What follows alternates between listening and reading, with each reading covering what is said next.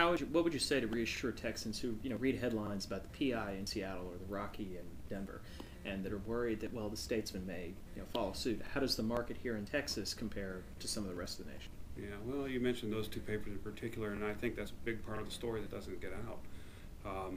What happened with the Rocky and what happened in Seattle are horrible, tragic stories for those communities. But because journalism is lost in those communities. However, what isn't communicated is the fact that those were two newspaper towns that, because of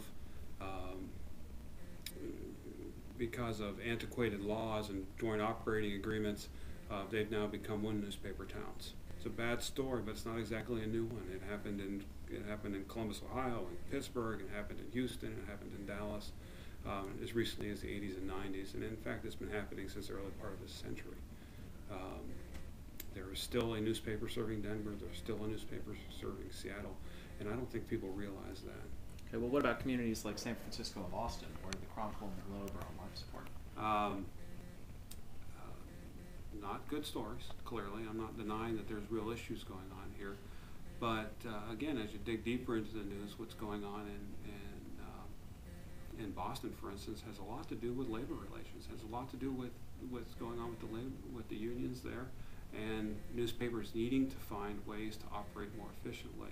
I'm not super familiar with the situation in Boston, but the unions had employment for life contracts.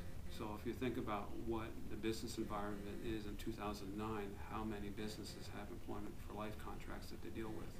And Boston has those. So it's a legacy from a different time.